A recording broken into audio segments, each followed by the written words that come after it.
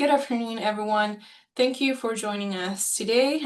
We have Lisa Hamilton, IFAS Extension Agent from Volusia County, and she's going to talk to us about how to manage debt.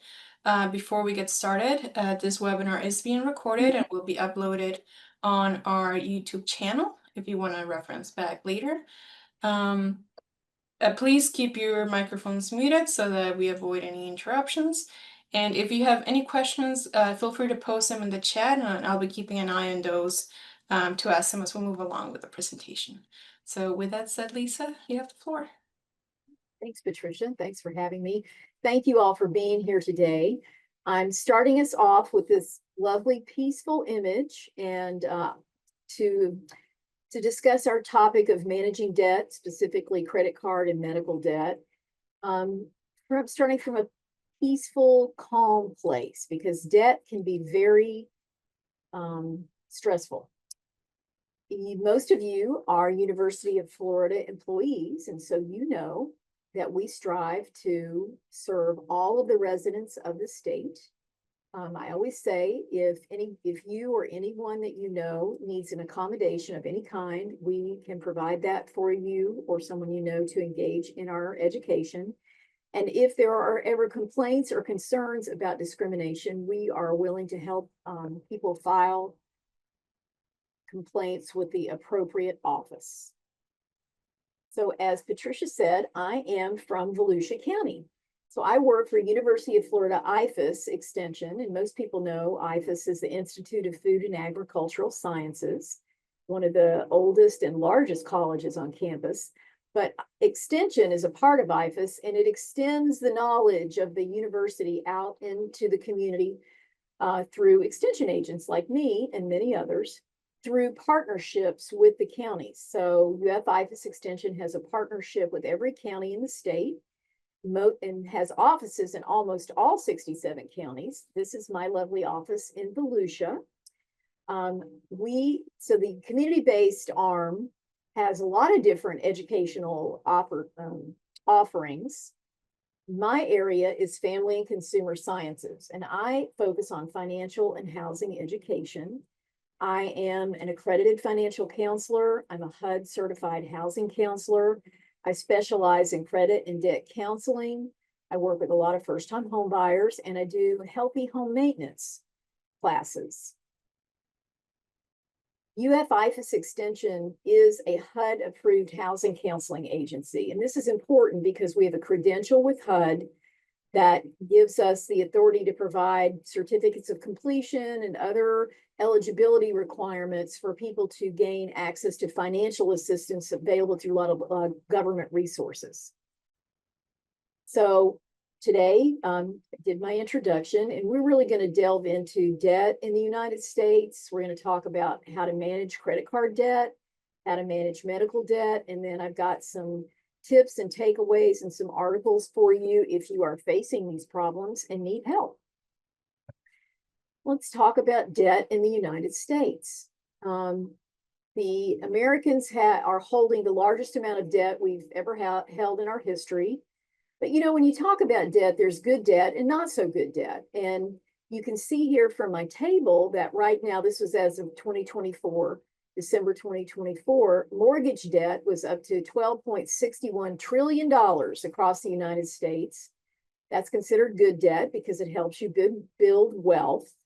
The average mortgage debt per household is $230,918, which strikes me as being kind of low. It was lower than I thought. Also, there's $166 trillion in auto loan debt with an average per household of $37,274. Credit card debt is at an all-time high, $1.211 trillion across the United States, and the average per household is $10,563, which tells me that there are people out there with a whole lot more than that, if that's the average. I added the student loan debt here in my table because it's $1.615 trillion, and the average per household is $55,777, which is very high. And we're not going to talk about student loans today, but I do want to put a plug in. If you are struggling with your student loans, we also do that kind of education and counseling, and we're happy to help you if you need it. And finally, medical debt. The other topic of our class today is lower, only 220 billion across the US, with an average per household of $2,000, which seems very low comparatively. But when you delve into it a little bit, you see that 36% of US households carry medical debt. 31 million Americans borrowed estimated $74 billion for medical bills just in 2024. That's a lot. And also that 12% of adult households have medical debts in collections on their credit reports. And there have been some recent changes around medical debt on your credit report that we're going to talk about, but still, if you are affected by medical debt, it's usually a crisis and it really can hit you hard. And so I've got some good information and resources for you today on that. All right, talking about credit card debt first. It's not going to come as a surprise to anybody that the credit card debt that we hold consists of emergency and unexpected expenses. 15% reported at the end of 2024 was from medical bills. 9% car repairs, 7% for home repairs, and 16% for other emergencies. What's concerning, of course, is that due to inflation, a lot of Americans are using those credit cards for day-to-day expenses. And we've got 28% of the people who responded to this survey are using their credit cards for groceries, childcare, and utilities. And that can be a problem if you are finding that you don't have sufficient income to pay those off, then you're digging into a hole.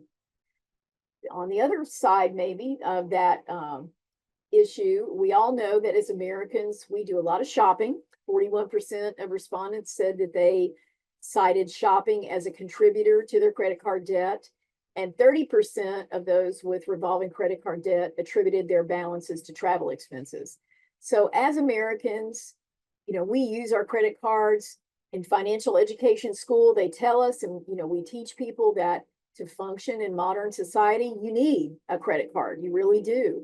But it can be easy to find yourself in credit card debt. And that's what we're going to talk about. Credit card debt that you can't really figure out how to manage yourself. And you might need an assist. So I'm going to present several strategies to you today. I've got DIY strategies, a DIY with assistance kind of strategy. I want to explain how professional debt consolidation and debt management plans work, and then also explain how bankruptcy works relative to credit card and medical debt.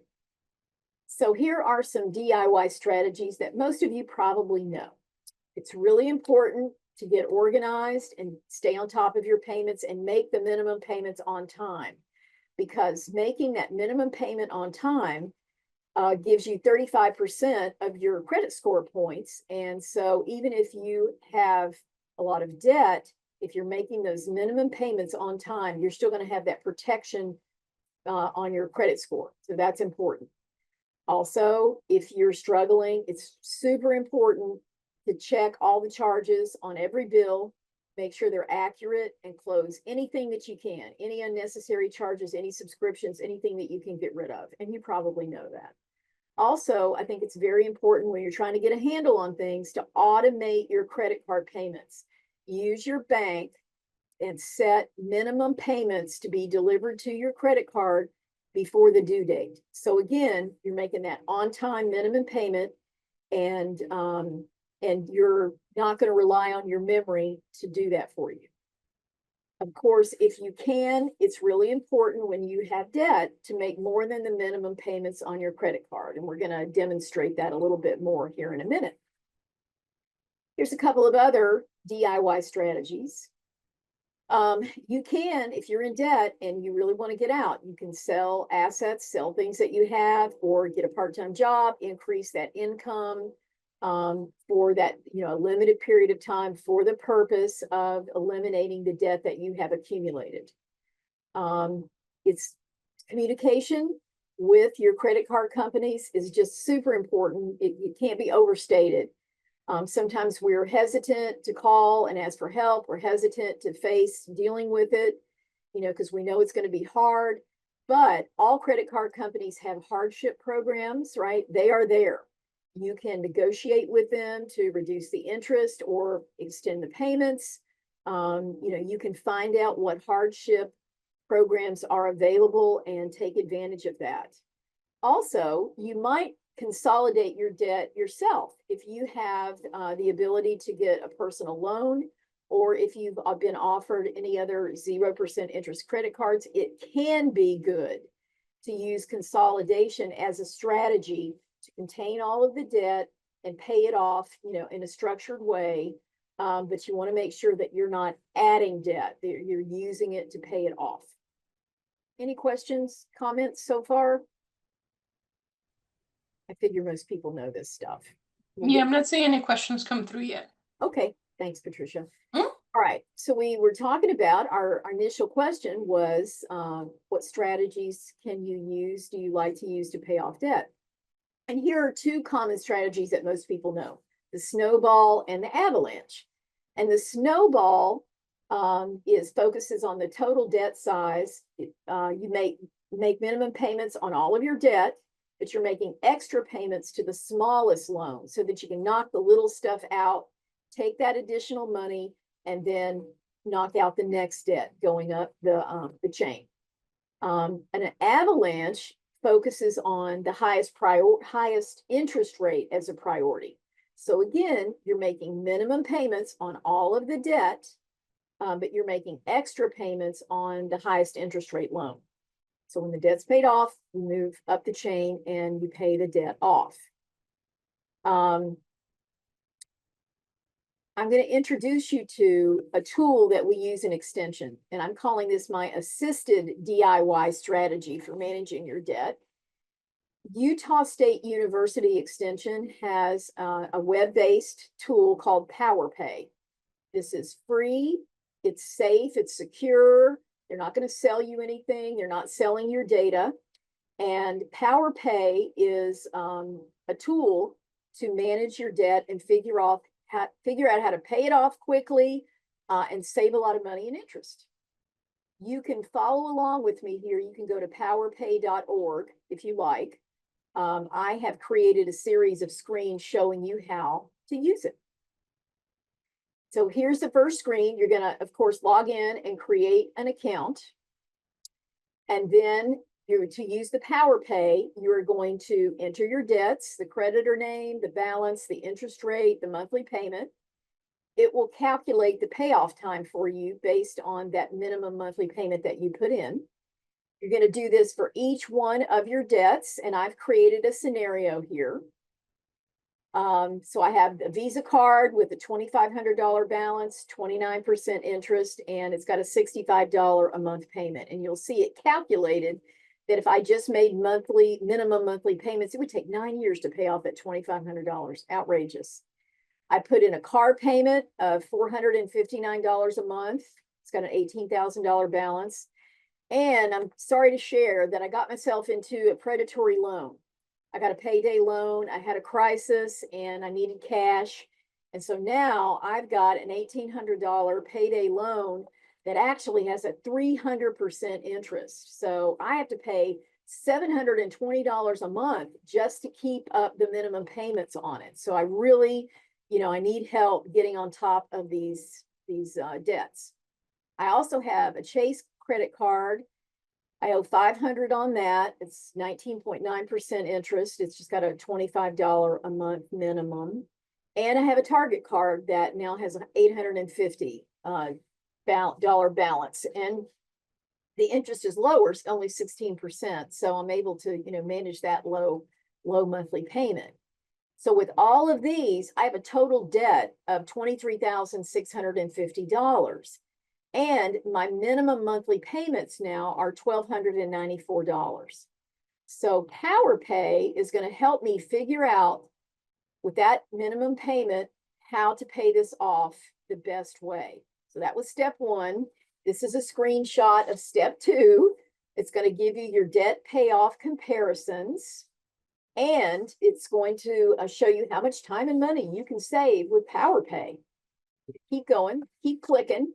And now it's going to show you, here are the payoff option comparisons. So the first column is without making any power pays. This is, I would be paying a total of $31,000 and $8,000 in interest. If I do the lowest balance first, there's your snowball. It's gonna show you that you're still gonna pay quite a bit of interest and quite a bit of money. It also calculates if I was paying the shortest term loan first, what that would look like. Then here's calculated, as entered. And then it's going to highlight for you the one with the most savings. And in this case, it is the highest interest first option. And it's saying that if I utilize PowerPay, this would be best for me. And then I would actually be able to pay off all my debt in 1 year and 9 months, pay $26,588 and only pay $2,900 in interest. So that sounds pretty good to me. Show me how to do that, PowerPay. And here it is.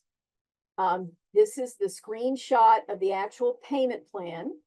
And you see that it is paying that predatory loan off first. It's showing that I'm making those minimum payments across the board to all the debt for the 5 months until the predatory loan is paid off.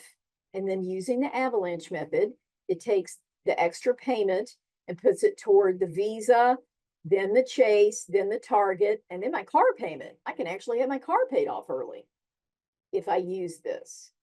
So this is a really great tool to look at your debt, and it allows you to look at it in flexible different ways, because you may have a reason to pay something off differently than the avalanche method, right? There may be a reason why you need to pay somebody back, even though it is a lower interest loan that you have.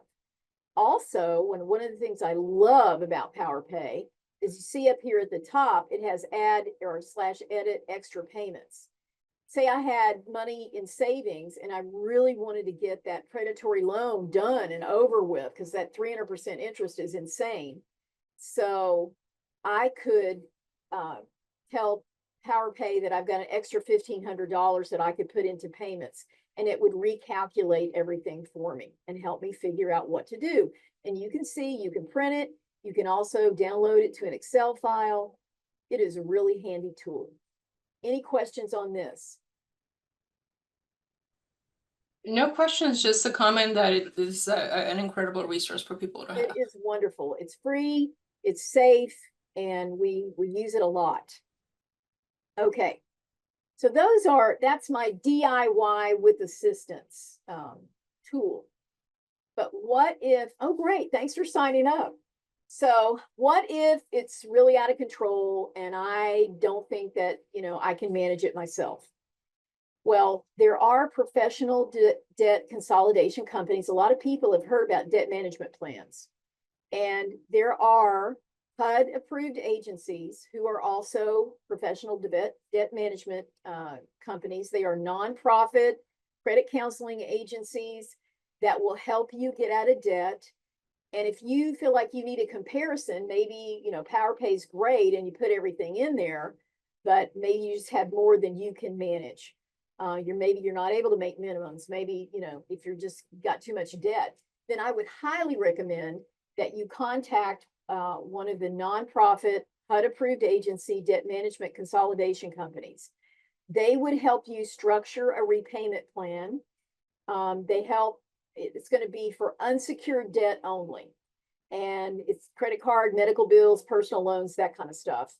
They will build a plan for you, usually 3 to 5 years.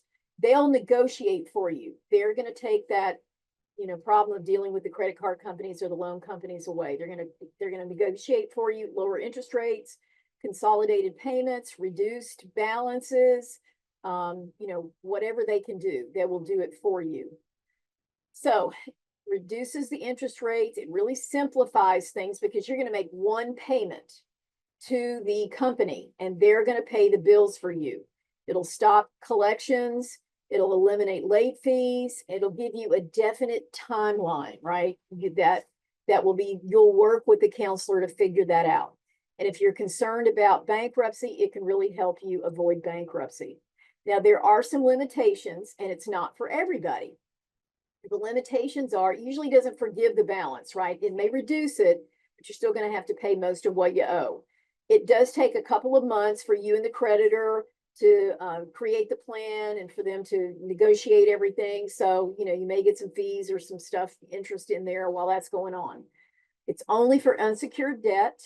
Not all creditors may participate, right? They may not all agree for a debt management plan. And it will require you to close most of your credit accounts. So they usually allow you to leave one credit card for use. So who should use this? It's good for people who have sufficient income to pay bills. If you are, as long as you have stable income and you want to avoid bankruptcy and you need that level of help and you're willing to, get into that structured plan for a period of time to get out of debt, then it's for you. But you got to be motivated to follow the plan. If you don't have sufficient income, if you know that you really don't want to commit to doing it that way, then it's not for you. And maybe you should consider bankruptcy at that point, right? If you are really swimming in debt. So let's look at the differences between the types of bankruptcy chapters that are available to us as consumers. Chapter 7 will, if you file Chapter 7 bankruptcy, you're going to get an attorney. You pay a lump sum to the attorney. The attorney handles the bankruptcy. It wipes out all unsecured debt, credit card, medical bills, personal loans. A lot of times, Chapter 7, you would be allowed to keep many of your assets, your house, your car, those kinds of things, depending on the laws of the state and really how much debt you have and how much money you have available. It does remain on your credit report for 10 years. And so people are fearful of completely destroying their credit. It does for a little while, but really, your credit's going to bounce back pretty fast because now you've got clean credit. And a lot of people who file bankruptcy get credit card offers right away. It's going to be higher interest rates, right? But you're not going to completely lose your ability to function in society if you file Chapter 7. And in my research, I found that it can actually improve your credit because if you're needing to file, then your credit is wrecked already, right? You're struggling. And this can wipe it clean, and people might be willing to extend you credit because you can't file again for 8 years. So you are somewhat, in some ways, a better credit risk. Then there's Chapter 13, which is a restructuring option. So it allows you, it's similar to debt consolidation, but it allows you to restructure debt over a 3 to 5 year period. It will protect assets.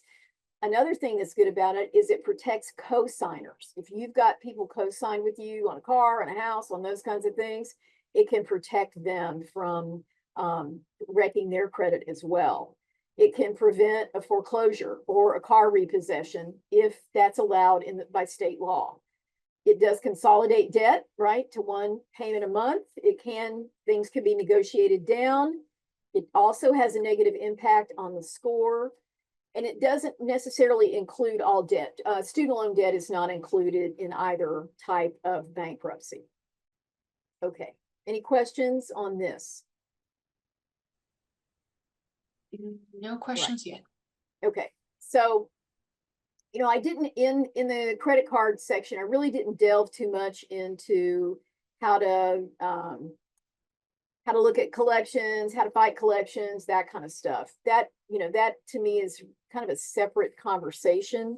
But basically, whatever kind of debt you have, whether it's credit card or medical, you do want to make sure that the debt is correct. And if you need credit counseling, that's when we would get into how to work on your credit report and collections. I really wanted to stay more big picture today. And all right, let's talk about medical debt. What should I do if I can't pay a medical bill? You'll notice I'm going to show you guys and give you guys a couple of articles from the Consumer Financial Protection Bureau, the CFPB. which is a wonderful government agency that protects consumer rights. They have anything from them is a good resource. So I found this article. What should I do if I can't pay a medical bill? And it delves deeply into the process that you can follow, protections that are available to you, how to file complaints, that kind of stuff. But in a nutshell, you want to review the bill for accuracy. Does the bill reflect the correct payment by your insurance company? In financial education world, we hear over and over again that medical bills are incorrect, that there's erroneous charges that don't belong to you, that you were not provided the services while you were in the hospital or from the provider, and also that the amounts are wrong, that some amounts are overinflated, so that there's a lot of inaccuracy in medical billing, we are told. And so it's really important, especially if it looks like it's headed to collections, that you really do want to look at it. Also, most of us don't realize that there's a new law. It's called the No Surprises Act. If you have insurance and you are charged an out-of-network charge on your bill, that has to be changed now. Because if you have insurance, then the No Surprises Act prohibits insurance companies from charging you out of network, right? They have to charge you in network if you have insurance. You can contact the billing department and ask for financial assistance or a payment plan. Federal law protects us in the sense that all hospitals are required to have payment assistance for patients. And so even if you make a good income, if you're struggling to pay the bill, you should still ask for assistance or a payment plan. You can also ask, if I paid this as a lump sum, how much would it be? Because they tell us if you negotiate for a lump sum payment, often the amount is reduced. So that can be an important consideration if you have the funding. Also, this is something that I really learned more about from doing the research for this presentation. We are all eligible to do an appeal.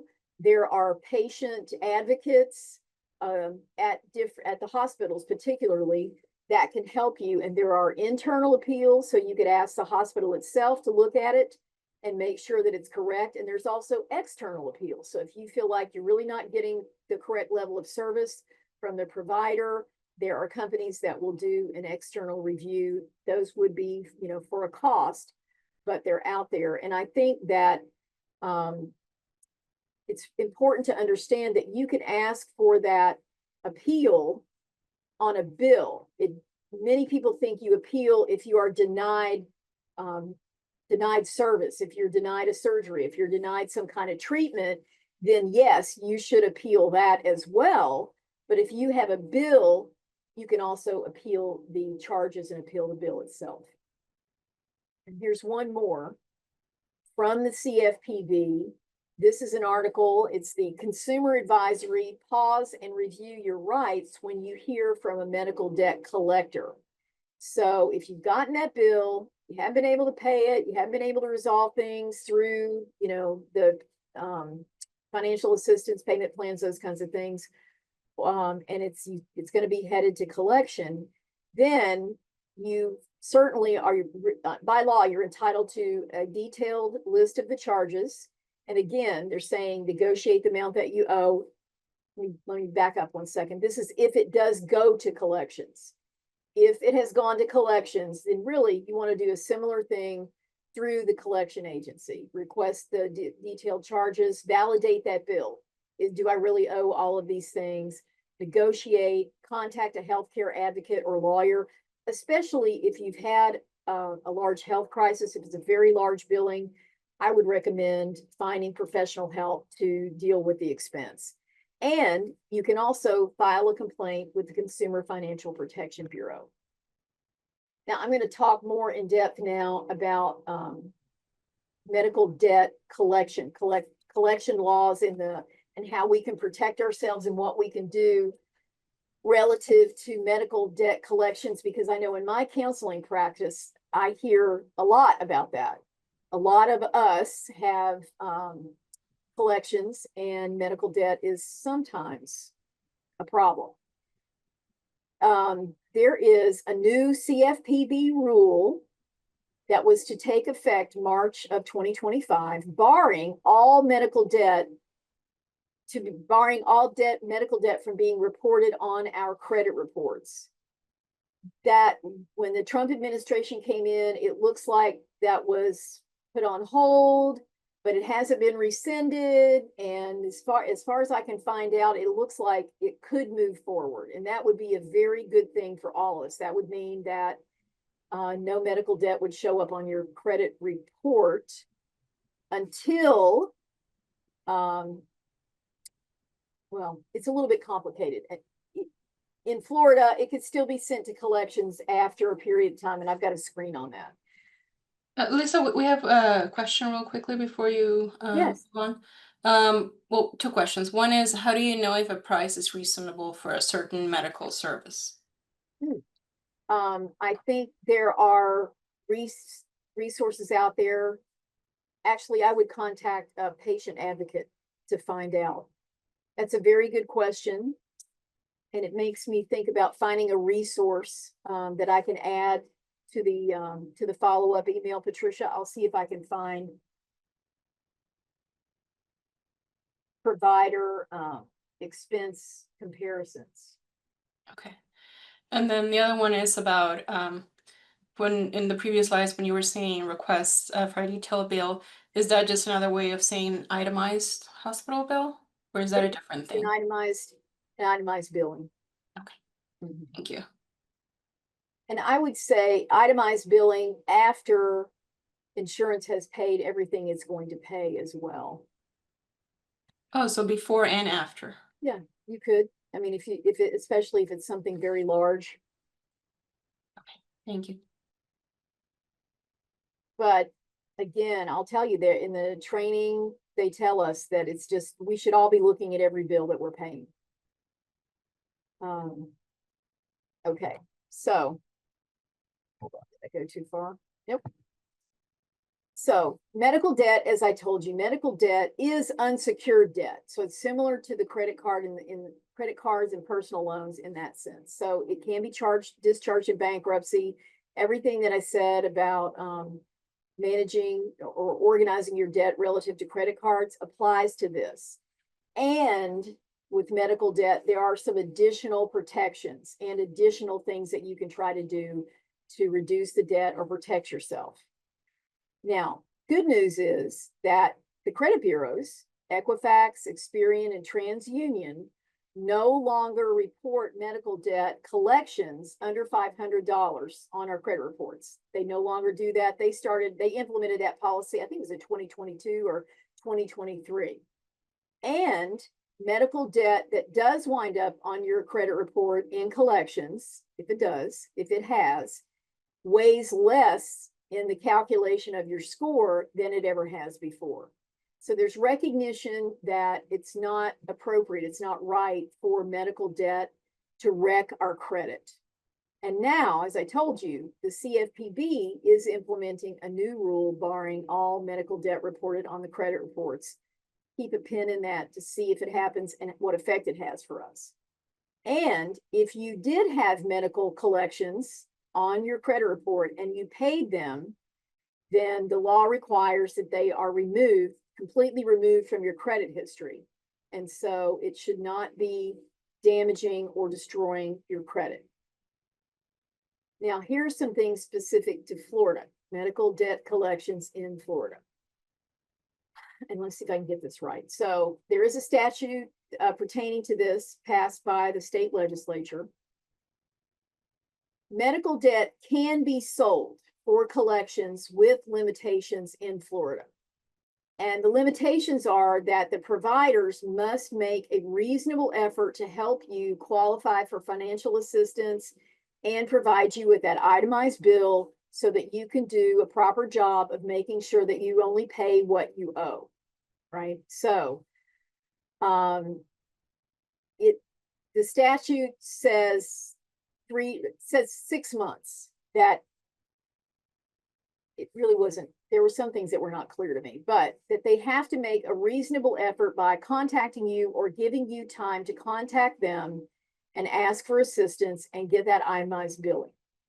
After that period of time, they can sell your debt for collection in Florida. Now, in Florida, you can also be sued for medical debt, and there is a 3-year statute of limitations on that, starting from when the debt is sent to the collection agency. So if the provider feels that they've met the letter of the law and that you have had a reasonable amount of time to get help or reduce the bill and make a payment plan, then it can be sold for collections. And then the day that the medical or that the collection agency gets it, they have 3 years to contact you, work with you, and if you don't respond, they can sue you within that 3-year period. After 3 years, they can't sue you anymore, and it's going to be a dead collection. And make sure everybody know this, that you want to be really careful if you've got something old on your credit report, an old medical debt, an old credit card debt, whatever it is. We know that most of us know that the collections stay on our credit reports for 7 years. So if you wake up one day and decide, I'm cleaning up this credit report, I'm going to take care of this stuff, and you've got something on there that's 4 years old, 5 years old, 6 years old, and you call them to make a plan or start working on it, that 7-year clock starts over again. So if you've got things on your credit report that you're not sure about, please talk to someone like me. There's lots of credit counselors out here in the world. Please talk to somebody and look at all of it before you start contacting collection agencies. Put that plug in. And I see the question, does dental debt apply to this? Yes, as far as I know. It is considered medical debt as well. Okay, there's a couple of other things about medical debt collections in Florida. The statute says that extraordinary collection actions are prohibited. The debt collection agency is prohibited from placing a lien on your property or the providers before you are determined eligible to pay. So in the state statute, what's really important is that language that says you have to be given time to seek financial assistance or create a payment plan. And that tells you that if you get debt notices, you need to be communicating with credit counselor and with the companies. Also, making sure that everybody knows that the homestead law in Florida protects you from having your homesteaded house sold out from under you or your family for medical debt. So even if you're sued, even if they put a lien against the house or a lien against other property, if it's homesteaded, you can't be forced to sell it to pay the debt. And also the debt collection companies, or actually medical providers, cannot deny or defer any medical care for you, even if you have outstanding bills. And I see we have a question here. How do you get a copy of your credit report? Okay. Oh, that's my favorite question to answer. And thank you, Patricia. You did it exactly right. Annualcreditreport.com is the free government-backed website where you can get copies of all of your credit reports. Also, Experian.com offers a free account to anyone. So you can go to Experian.com and sign up for an account with them, and it will actually show you your report and your score for free. Any other questions here? I tried to hit the high points on medical debt, maybe things that most of us don't really know. No questions, but you did a webinar a while ago on how to boost your credit report. So I'm going to drop a link to that webinar for people to watch it. I think you did it with Lori. Else. Oh, yeah, that was a couple of years back. Yes. Yeah, but I think the information is still relevant. So, oh, it I'll is. drop the link for anybody who wants to kind of Yes. look at how to boost your credit score. And you know, repairing credit and boosting credit is really individual, because how the score is calculated. There's several factors that determine it. And so we always want to look at your situation. So kind of wrapping up here, there's some final tips. I found this company, it's called Undue Medical Debt. They're not a company that you can apply to help you pay off your debt, but they're actually a national company that was formed by former medical debt collection agents. And it's a nonprofit that is paying off debt for people, especially low income or people that have had extraordinary healthcare expenses. So I really liked, they had a list of tips, and I thought this was a good way to end our talk about medical debt. One thing you might consider is don't pay your medical debt, your medical bill with your credit card if you don't have the money to pay the credit card. You can just, right at the source of the debt, start applying for financial assistance right at the hospital or at the provider. I thought that was a good tip. Ask for financial assistance, even if that hospital stay was a year ago, even if it's already in collection. Definitely avail yourself of the assistance, because all hospitals and providers do have it. And when you're applying for assistance, I know a lot of us that have, regular income or feel that maybe we're not going to qualify because there's an income eligibility requirement.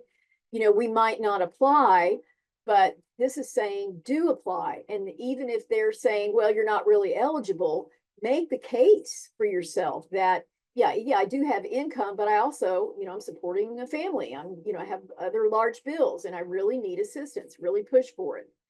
And push for a payment plan and one that works for you. This is also an excellent tip. If you are not a good negotiator, get a friend, get someone else to help you negotiate, so that you really have good representation there. And if you're not getting a good outcome, contact the patient advocate. Hospitals do have patient advocates, and then there are, I haven't found a nonprofit one. Everything I found so far was a law firm. But if you're in a sticky situation, it could be worth maybe paying a little bit to have somebody really help you negotiate the best outcome for you and your family. And finally, don't stop taking your medications or going to the doctor because your medical bills are too high. You really got to take care of yourself. And I know that happens. I'm personally aware of some folks who are not doing what they need to do because they're afraid of the bills. And I don't think that's a good idea. Almost finally, here at IFAS Extension, we have our money management calendar. And so this also is a really handy tool to help you keep up with things. It has a place for you to write down fixed expenses and flexible expenses, but it also has a really great calendar to help you figure out when things are due and just get on top of managing your expenses. We've got a digital version. We also have a paper version. You can email me and I'll be happy to send you one. And I want to stop my last message here, taking us back to the beautiful ocean scene and to, a place of calmness and dealing with our debt, is that it's the power of communication. I really liked this screen because no matter what the scenario is, communicating with somebody who can help you or communicating with the provider or whoever's holding the bill is super important. And if you are fearful or you're not sure what to do, I'm happy to do credit counsel or debt counseling with anybody on this call. And there's lots of other people. There are other extension agents on the call today. We've got great training from the university, so we're here to help you. And I'll say thank you. And I was thinking I would say I want everybody to surf away with me into a debt-free future. That would be lovely. We have a couple of questions. Okay. One is how to know when a debt consolidation loan is right for your situation. I think the way to find out would be to contact one of the companies and talk to one of their counselors, and because then they're going to help you assess how much debt, how much is available to pay the debt, what your preferences are. And they're also, like I said, we could refer you to HUD certified companies. So I would feel comfortable with that. And the other question is about that actually. What are the approved HUD debt management agencies? Is there a website that we can link to You for can Google it. So I'm putting this in the chat. So it's HUD approved housing counseling agency. And then I would put debt management. That the list is enormous. And so you usually when I'm working with somebody, I'll search for agencies that are closer to them, or that serve the specific needs they have. But there is a national list and there is a search engine there. Lovely. Let me see. Any other questions you guys want to drop in the chat? You're also welcome to unmute yourself if you want to. Well, and I see we have a good number of people here. I welcome any feedback if you think there are other resources that would be helpful with this kind of thing. Actually, I have a question. You had mentioned calling your credit card company to see if you could reduce the interest rate. So I actually did that, and they were just like, no, it's based off of like the federal interest rate. How often or how common is it for a credit card company to reduce your rate? Think that you might maybe have more success, if you go up the chain of command, ask to speak to a supervisor. I think the chances of getting a rate reduced, if you've been a very good client, and paid on time, for years, and have a really good track record. I mean, I've been successful getting them to reduce, to take an interest payment off when I actually missed, paying the balance off, and which I normally do. I have not gotten interest rate reduced. So Sorry, you have not gotten the interest I rate have reduced? not. No, Okay. I have not. And I think the chances are lower, but if you call them and say, I am not going to be able to pay this, and I would rather negotiate with you and try to get you some money than file bankruptcy, where you may not get anything. Can I talk to someone who can help me with that scenario? Okay. Maybe not the first person who answers the phone. Okay. There's one thing that I was able to do, I remember 2 years ago around the holidays. I was interested in getting a new laptop, and of course, laptops are not cheap. So I called my credit card and I said, I want to make this purchase. Is there a way to kind of get like a low interest rate or something for a couple of months? And I was actually able to get that. They gave me like a 0% interest. It was only for 3 months, but it was for 4 months. But I was able to make that purchase and kind of pay it off in that time without interest. That's very interesting. I've never heard of that before. And what, you mind sharing which company it was? Do you know? Yeah, it was Capital One. So I called them at the start of December and I was like, I want to make this holiday purchase. Do you have like a deal or something that I can sign up for, to make the purchase? And they did what you were saying. They transferred me to a couple of people until I hit somebody, and they were like, okay, we can give you like a 0% interest for like 4 months. And I was able to make the purchase with that card and not pay interest for 4 months. Yeah, That it is wasn't a 0% for a long time, but hey, like 4 months without interest and then the big purchase was still something. well, I mean, there's some benefit to them in there, Yeah. keeping you as a customer, and you're still utilizing their service. So they're charging the vendor. They're still making money off the deal by charging the vendor. So Yeah. very cool tip, Patricia. Yeah. Okay, I don't see any more questions coming through. So before we wrap up, is there anything else you would like to share, Lisa? Other than, as I said, there are quite a few of us who do this in the state, and we do a lot of counseling via Zoom, via phone. We're in Gainesville, pretty regularly for various things. And so, if you wanted to do one-on-one, just let us know. Perfect. Well, thank you everyone for joining us today, and thank you, Lisa, for the information that you provided to us. It was very, very useful. Like I mentioned, the webinar will be uploaded to our YouTube channel. So if you came in late or if you just want to reference it again, we'll have that up there probably by like Tuesday of next week at the latest. Okay. Okay. Thank you, everybody, and thank you, Lisa. Have a good day, y'all.